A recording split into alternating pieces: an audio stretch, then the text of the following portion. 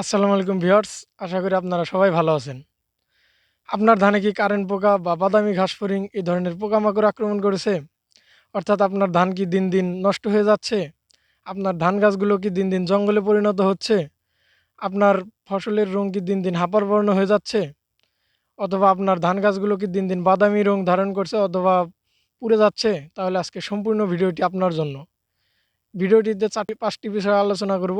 Number 1 এই রোগের পরিচয়, নাম্বার 2 এই রোগের বংশবিস্তার, নাম্বার 3 এই রোগের আক্রমণের লক্ষণ, নাম্বার 4 এই রোগের আক্রমণের সময়, নাম্বার 5 এই রোগের দমন ব্যবস্থাপনা। তো সবার প্রতি আমার একটি রিকোয়েস্ট থাকবো, কাইন্ডলি একটু সবাই আমার ভিডিওটিতে লাইক করে দেবেন এবং চ্যানেলটিকে সাবস্ক্রাইব করে দেবেন এরকম আরও হাজার রকমের ভিডিও পেতে। চলুন কথা না বাড়িয়ে শুরু করি। বর্তমানে ধান ক্ষেতের সবচেয়ে আলোচিত ও মারাত্মক ক্ষতিকর পোকা হচ্ছে কারেন্ট পোকা বা বাদামি ঘাসফড়িং। অনেক কৃষক এই পোকাটির বিষয়ে পরিচিত নন, তারা উদাসীনতার কারণেই ক্ষতিগ্রস্ত হচ্ছেন। বাদামি ঘাসফড়িংয়ের পরিচয়। বাদামি ঘাসফড়িং একটি মারাত্মক ক্ষতিকর পোকা। যে সমস্ত ধানের জাতে বাদামি ঘাসফড়িং প্রতিরোধ ক্ষমতা নেই, সে সব জাতের ধানে এরা খুব তাড়াতাড়ি বংশবৃদ্ধি করে। বাদামি ঘাসফড়িং ধান গাছের গোড়ায় বসে রস শুষে খায়, ফলে গাছ পুড়ে যাওয়ার মতো রং ধারণ করে মারা যায়। আক্রান্ত ক্ষেতে বাস পরে পুড়ে যাওয়ার মতো দেখতে হাপার বর্ণ সৃষ্টি হয়, তাই তখন একে হাপার বর্ণ বা ফড়িং পোড়া বলে। অধিকাংশ কৃষকের কাছে বাদামি ঘাসফড়িং কারেন্ট পোকা বা গুনগুনি পোকা নামে পরিচিত। এটি খুবই ছোট আকৃতির পোকা, প্রায় ৪ মিলিমিটার লম্বা। এরা বাদামি রঙের হয়ে থাকে, তবে বাচ্চা অবস্থায় প্রথমত সাদা থাকে। এরা মূলত ধান গাছের গোড়ায় বা খোলে দলবদ্ধভাবে অবস্থান করে। এরা বাচ্চা থেকে প্রাপ্ত বয়স্ক হতে ৫ বার খোলস পরিবর্তন করে, তাই গাছের গোড়ায় মৃত খোলাসও দেখা যায়। বাতাস চলাচল করে না এমন ছায়াযুক্ত স্থানে এরা পছন্দ করে। নাম্বার 2 এই রোগের বংশবিস্তার। বাদামি ঘাসফড়িং খুবই ছোট আকারের পোকা, প্রায় ৪ সেন্টিমিটার লম্বা বা বাদামি রঙের হয়। এই পোকা খুব ছোট পাখা বিশিষ্ট হয়ে থাকে।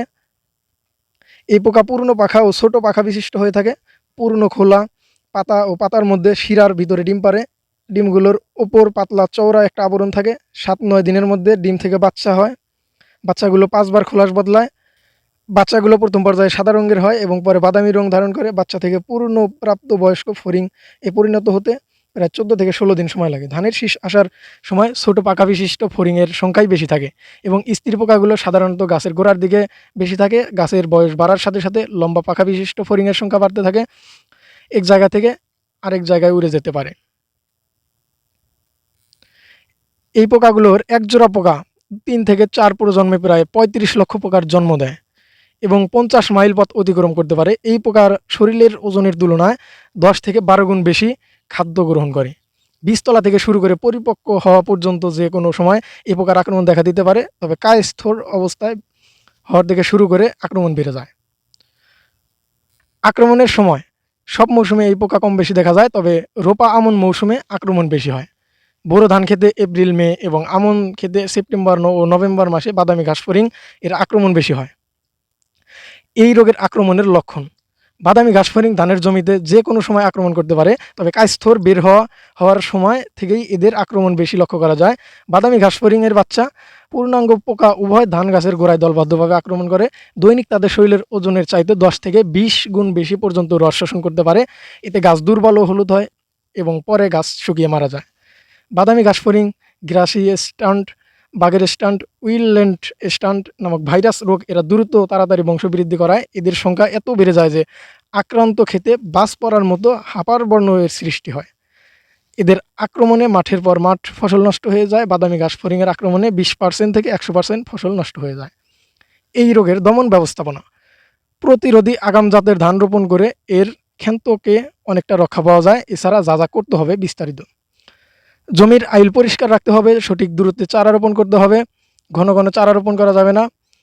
আক্রান্ত জমির পানি সরিয়ে ৭ থেকে ৮ দিন মাটি শুকানো রাখতে হবে।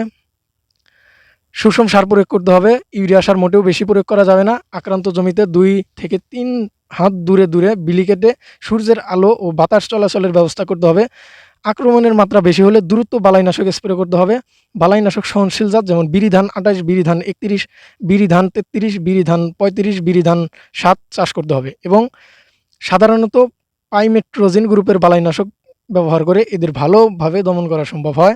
তবে পাইমেট্রোজিন প্লাস নিটেন পাইরাম গ্রুপের সমৃদ্ধ কীটনাশকগুলো এদের দমনে আরও চমৎকার কাজ করে। যেমন ইনতেফা কোম্পানির সাবা কারেন্ট পোকা দমনে খুবই কার্যকরী একটি কীটনাশক। ক্ষতিকর কারেন্ট পোকা সাবা ব্যবহৃত গাছের রস একবার শোষণ করলে ক্ষুধামন্দা দেখা দেয় না, ফলে পোকাটি খাবার গ্রহণ বন্ধ করে দেয় এবং পরবর্তীতে স্নায়ুতন্ত্রের বিষক্রিয়ায় মারা যায়। এছাড়াও আক্রমণ কম হলে ইনতেফা কোম্পানির ইমিডাক্লোরপিড গ্রুপের জাদিদ, থায়ামেথ্রোকজাম ও ল্যামডা সাইহ্যালাথ্রিন গ্রুপের তাকাত জাতীয় কীটনাশক ব্যবহার করে কারেন্ট পোকা দমন করা যায়। কীটনাশক যাতে গাছের গোড়ায় পৌঁছাতে পারে তার জন্য স্প্রে করার আগে ধান খেতে 3 থেকে 4 হাত পরপর বিলি কেটে ফাঁকা করে দিতে হবে।